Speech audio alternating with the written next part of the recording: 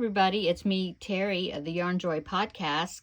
I was working on my Under the Sea blanket, sewing these squares together to form my third panel to make this put this blanket together. And it had been requested by a few people of my viewers that they wanted me to do a tutorial on how I do the invisible join to join these the two squares together. Let me show you the previous join right here, the last two squares right here, see? So here's the seam. It looks really good. I'm very happy with it. Look at that.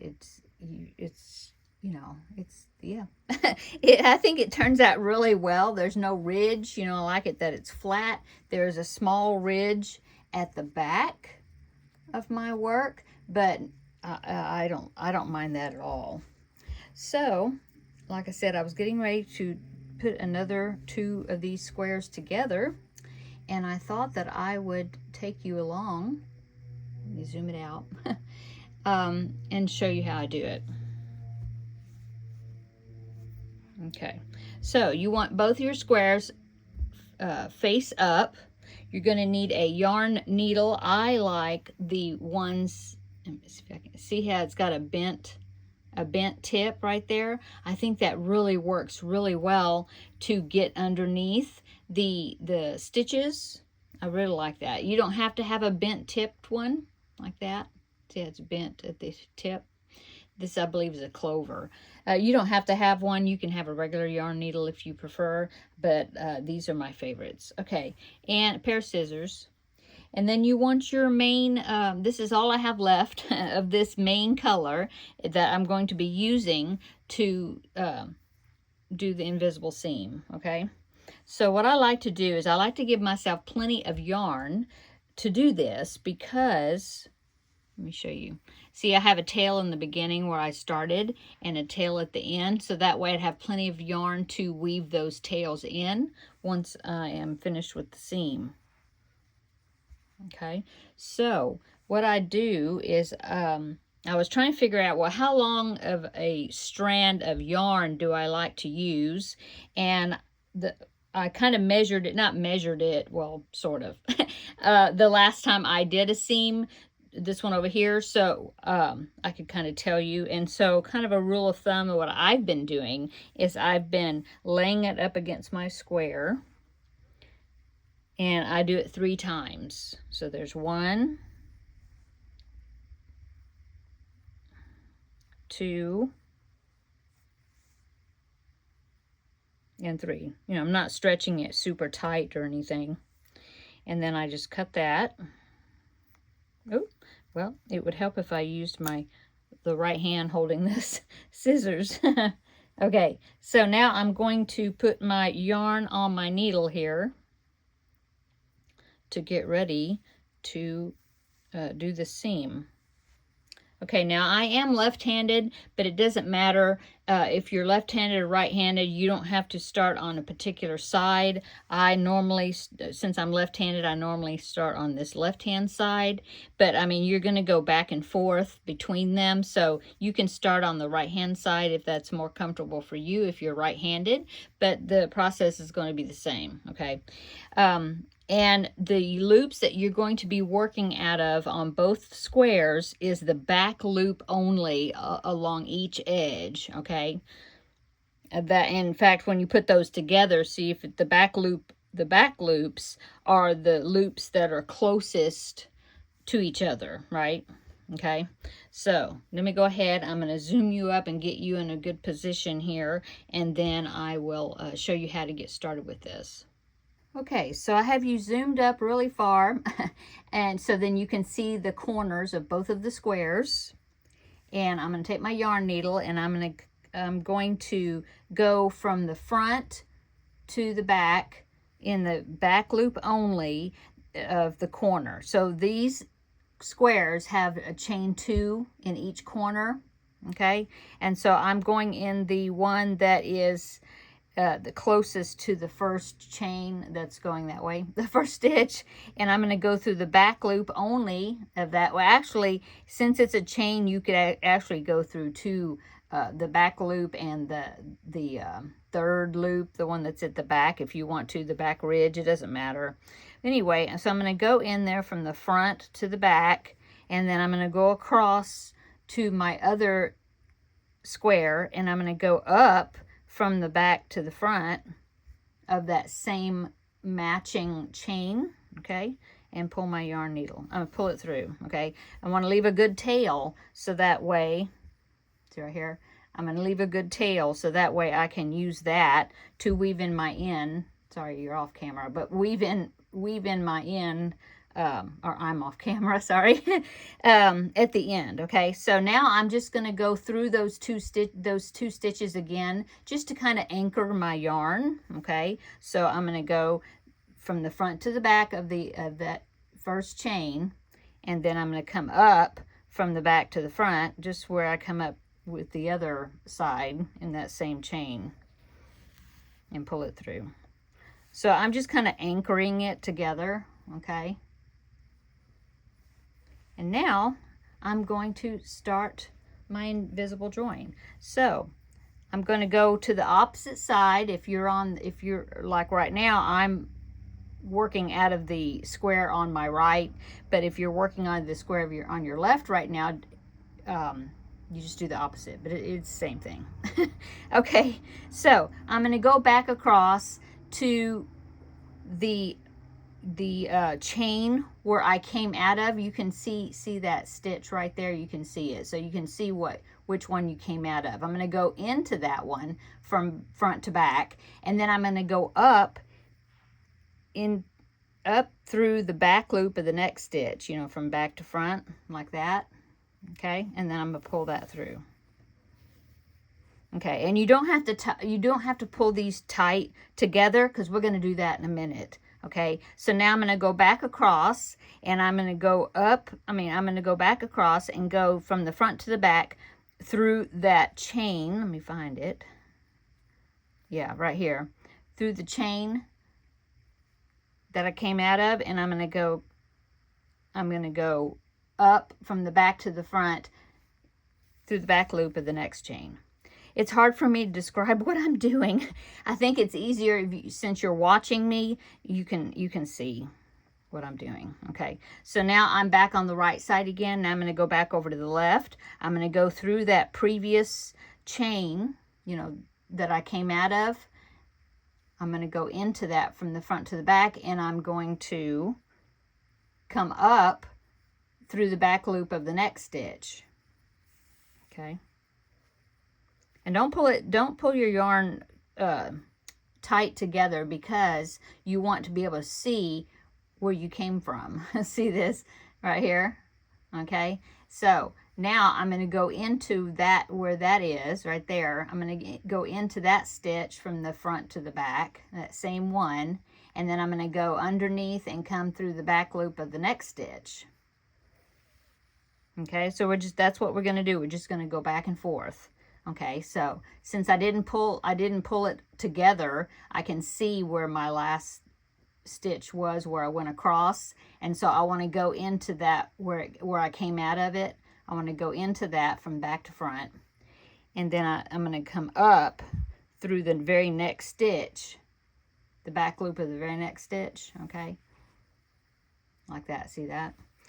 Okay, and now I'm going to do that, go back across where this one is, and I'm going to go where I came out of it, and then I'm going to scoop up and come up through the back loop of the next stitch.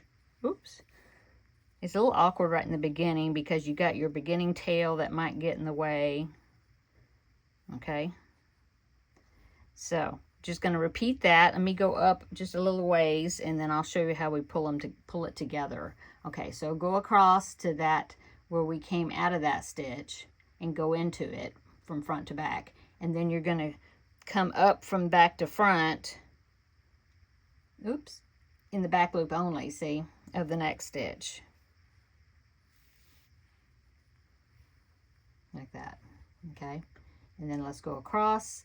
Here is the last stitch that went across right there, and so we're going to go back from back to front into that stitch we came out of, and then we're going to scoop up and come up through the back loop of the next stitch.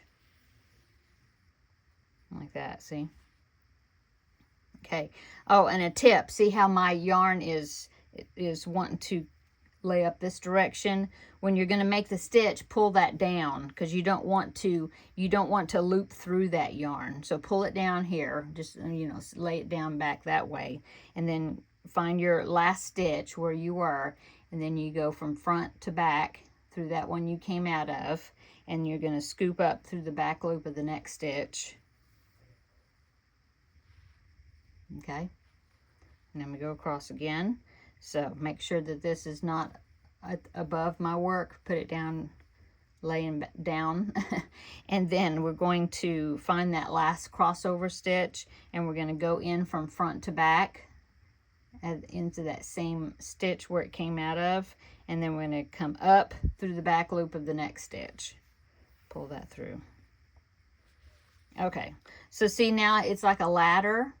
Okay, so now what we're going to do is we want to hold on to, let me pull this forward just a little bit. Okay, so we're going to hold on to where you have the beginning tail, and you want to kind of hold it in the middle, so you're kind of holding on both ends. And then you're going to take your working yarn, and then you're going to just pull it like this. And you want to pull it pretty tight, and it'll pull all those ladders together. Look at that. Isn't that awesome? So it's a little bit gapped still right here, so I want to pull it further there, and see, all of that will just close up next to each other. Okay, so now to continue, since we just pulled it, whoop, I'm out of the frame again, sorry. Okay, so to continue, since we just pulled it tight, I want to loosen it up just a little bit right here until I can see where, put my yarn back. Okay, see, I can see this stitch where it came out of that side, that one, so that way I can see it. And so I'm going to go into that stitch from front to back, and then I'm going to come up through the next stitch, back loop only. Okay, and then pull my yarn, and then just keep doing that. You're going to make another ladder. So here was that yarn, so I'm going to go into that stitch where I came out of it, come up through the back loop of the next stitch. It's like that. Okay, lay my yarn back, and then I'm going to do the same thing. Here's that ladder, so I'm going to go into that stitch it came out of, and then I'm going to come up through the back loop of the next stitch. And I'm just going to do back and forth, okay, all the way. And when I get a few more inches, then, you know, of this ladder, like, oh, sorry, this ladder like that, then I will do the same thing I did. I'll kind of hold on to the end, and then I'll pull it, and it'll pull those seams together. It's really cool. I like that part. Okay, so I'm going to go ahead and get another section done, you know, go up a few inches, and then I will come back, and then we'll pull it together again. But you're going to do the same thing back and forth, you know, in with those stitches, and you're going to do that all the way across. But anyway, let me go ahead and do a few more inches, then I'll come back and pull it together, show you how it pulls together.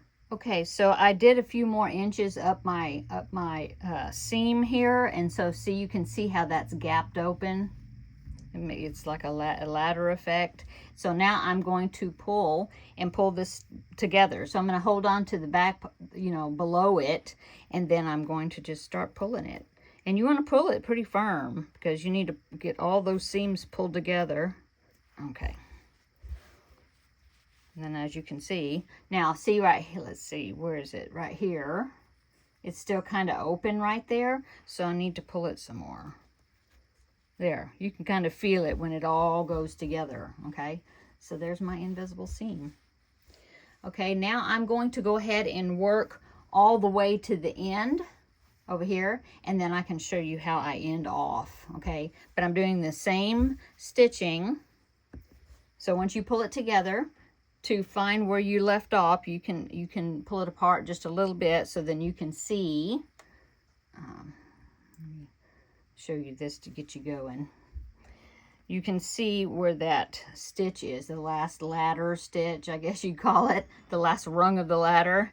Anyway, so since I'm on this side, the right hand side, my right hand side, then I'm going to go into that stitch that this was coming out of on the other side, and then I'm going to go up through the back loop of the next stitch and pull it across. Okay, and you don't have to pull it tight, so do the same thing where that stitch came out through the back loop, and then go up through the back loop of the next stitch. Okay, pull it across. See, now see how this is over here. I don't want to just pull it through, because that's going to like, I don't know, it's what do you call it, it's going to get knotted up. So what I need to do is make sure that that doesn't do that. I need to lay that yarn back so I don't go through that yarn and make another knot. Okay, so you get used to doing it, and then it's pretty fast. See, here it is. It's gonna get in my way again, so I need to pull that back. Oh, I see a hair, which is not unusual.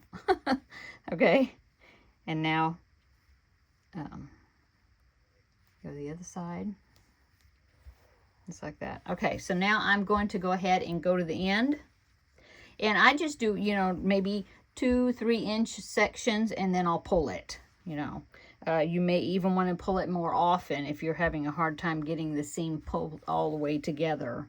But yeah, it's I really like it. It's a real handy seaming method to do. Okay, so I'm going to go ahead and go to the end, and I'll meet you there. Okay, so I got to the end, and you can see right here that it's kind of apart because I haven't pulled the last part of the seam together. So let me go ahead and do that. I'll pull it, holding on to below my work. See how it pulled it together? Okay, and now I ended up in the chain, because there's chain 2 in each corners of these squares, right? And so I ended up going into working into the first chain on this square, past, you know, the last stitch or whatever, and then the first chain on the other square also. So now I'm just gonna kind of lock it in place by going through those 2 stitches twice, like that, and then coming up that previous stitch like that. See, I already went through it once before I would turn the camera on, but I mean, you can go through it again if you want, just to kind of lock it in place. There you go. Okay, so I think it turns out really well. So all you have to do now is just use these long tails. See, this one is already on my needle, so I'll go ahead and weave in that tail on this side and then trim it off, and then I'll go back to my beginning here, this tail, and then I'll weave in that end over here into this seam, and then I can trim that off, and that's all there is to it. Okay, so now I have one more square to put together. I got this seahorse square, so I've got one more, the sea turtle. Let me zoom you out more. Okay, and then I will be ready to then go around the whole entire thing with my granny stitch and finish my finish this under the sea blanket by attaching the panel to the other 2. So I hope you enjoyed this tutorial today. I hope it's helpful for to learn the invisible join method, and I hope you're having a great day. Thanks for watching. We will see you in the next video. Bye.